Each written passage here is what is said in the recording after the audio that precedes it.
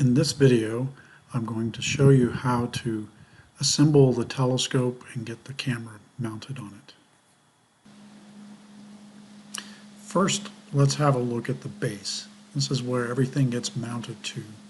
You've just taken it out of the crate.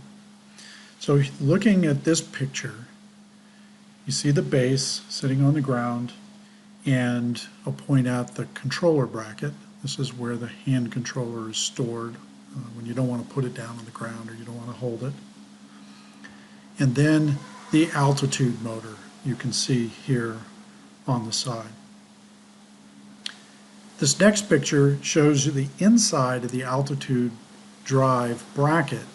And what's important here is that you see this white region has a keyed slot that has to match the telescope.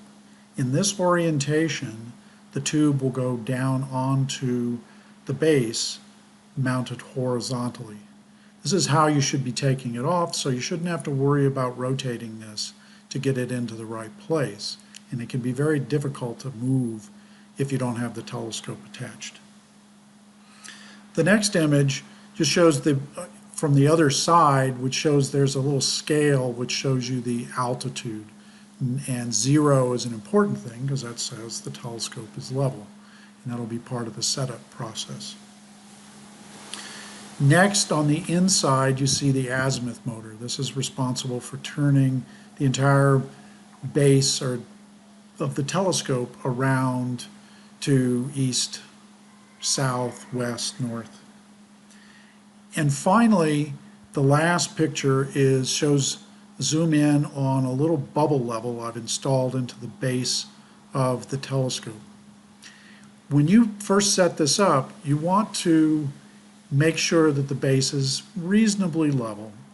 And if you look in the bubble level, if the bubble is inside the circle, that's probably close enough.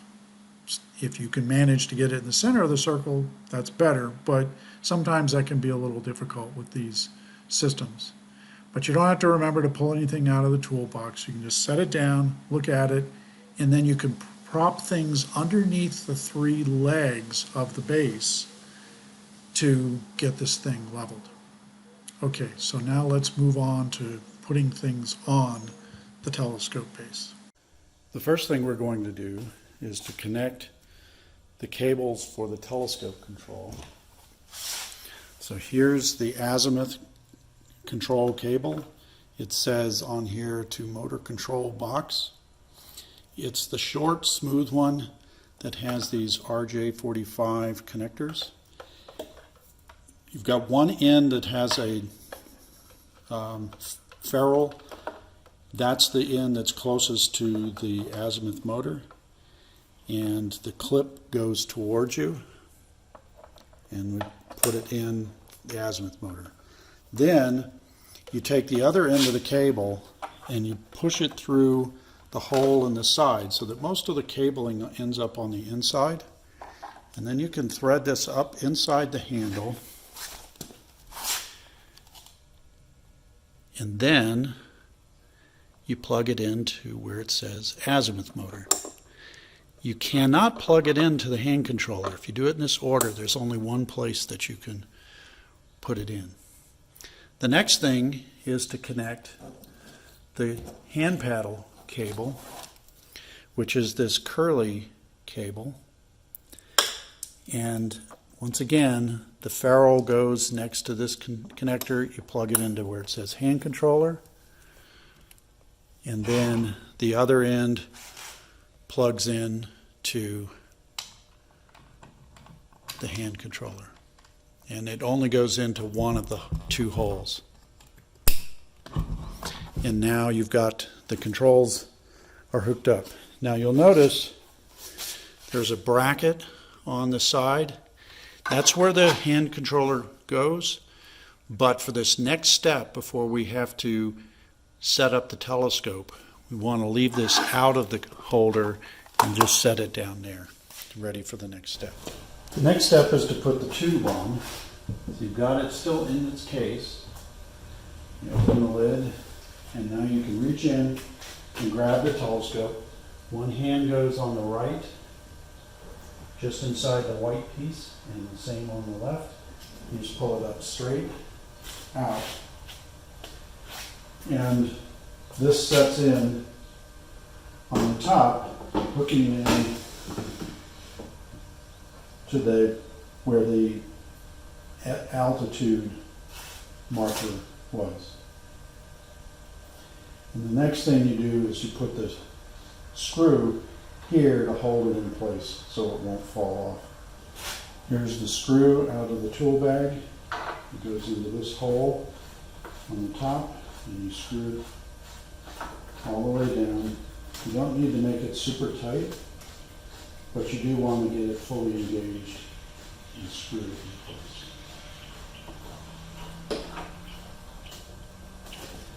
The next step is swing it so that it's pointed up.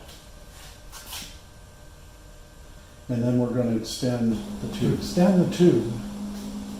There are 3 screws on these rods. One on this side, 2 on this side, that hold the secondary down. You loosen these to free it up. Don't unscrew these too much, or the screws will fall down and you risk losing them in the dirt, in the dark. The third one, unloosen, and then 2 hands, one on each side, diametrically opposed, gently lift. You'll feel the first click, and then you go past that to the end of travel. And with one hand, you hold it, pressing this up as far as it'll go, and then you tighten the screw. Then you proceed to do the same thing on the other 3 holes. Now, you don't have to do it super tight, but you do want to get it to be very snug. At this point, we tip it back horizontal again. And now we can take off the mirror cover and put that away so it's not going to get dirty while we're using the telescope. Next, we're going to put the finder telescope on. You take that out of the bubble wrap, take off the lens covers, put it somewhere safe where it's going to blow away during the night. And then it goes into this shoe that holds the finder. There's a screw here that will tighten to hold it in place. So we take this, we set it in, slide it in place, and you want to hold it as far forward as you can. There's a stop there to hold it in place. And then you tighten down the screw to secure the finder. The next step is going to be installing the camera. The camera's fairly heavy on this end, so we provided you with a magnet. This magnet adds weight to the back of the telescope, and you want to put that edge right against the white piece and then attach it there, and it'll hold itself in place, and that adds enough weight to counterbalance the camera that we're going to put on the front. The next step, you loosen these bolts so they're all the way out. We leave them in during transport, otherwise they can fall out and rattle around in the case. And you take the 2-inch barrel adapter, put that into the hole.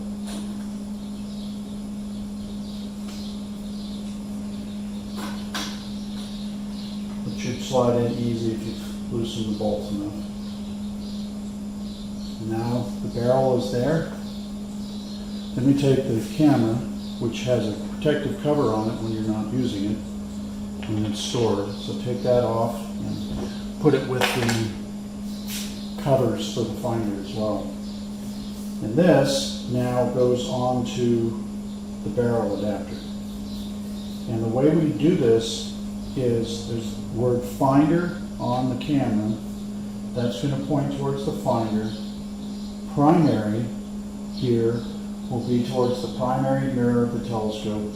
And you can also see that this connector, which is for the GPS antenna, will be pointed towards the primary as well. That's the standard orientation to use the camera.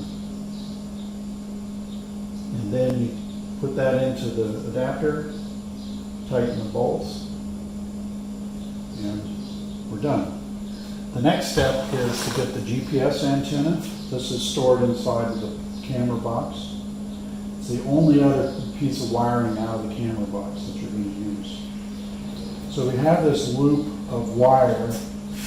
What we like to do is to slide it over the finder and then attach the antenna, which is magnetic, to the head ring of the telescope.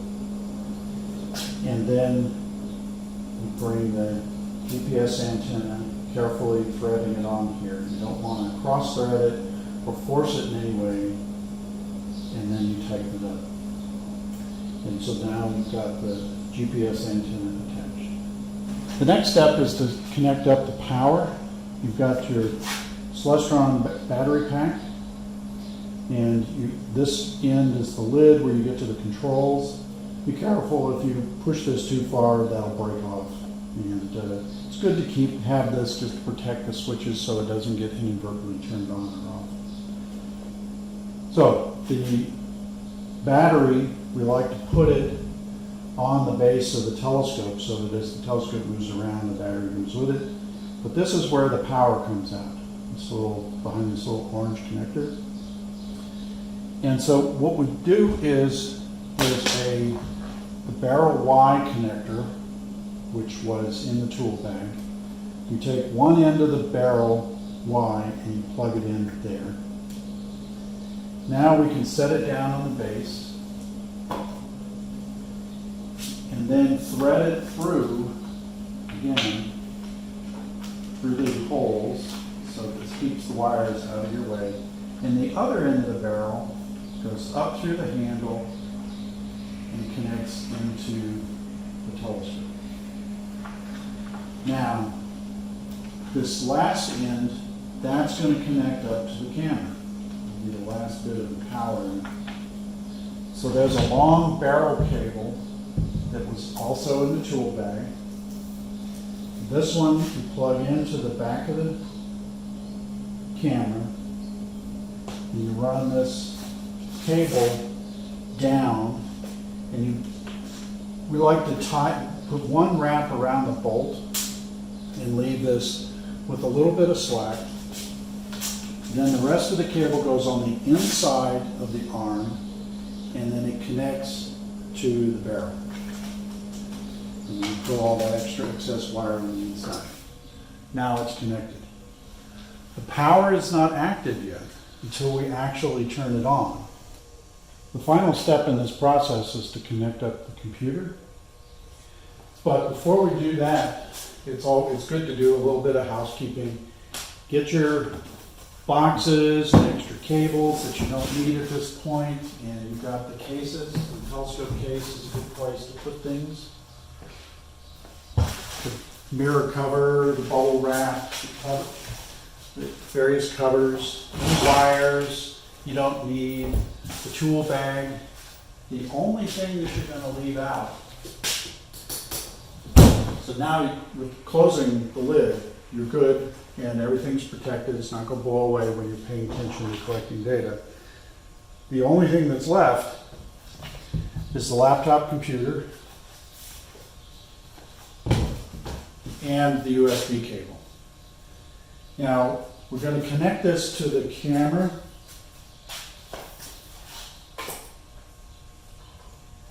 Like that.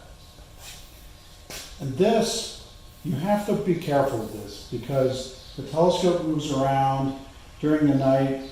You have to constantly be careful of where this cable is. You don't want people tripping over it. You don't want to pull it out. You want to have the laptop follow it around as you move it. And this is where teamwork comes into play. One person on the team can be holding the laptop, the other person moving the telescope. And you don't want to plug this in to the computer until you've actually powered it up. And we'll cover starting to run the camera in another episode.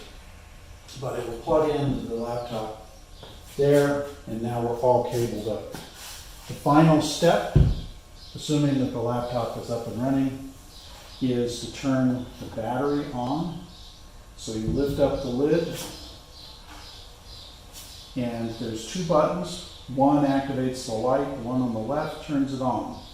With no lights on, it means it's off. You press it once, and now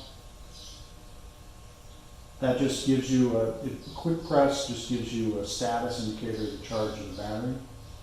You press it again, and now you've got a series of blue lights that rotate, and you can hear that the camera fan turned on. That's a good sign. That means you're now activated and you're running.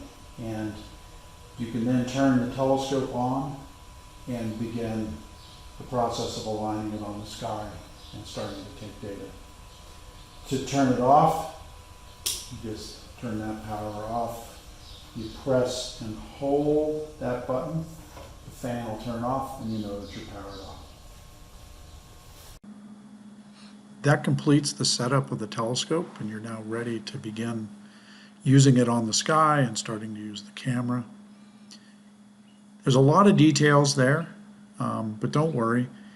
After a little bit of practice, it's all very logical from one end to the other, and you'll get the hang of it, and then you won't even be thinking about all these different steps.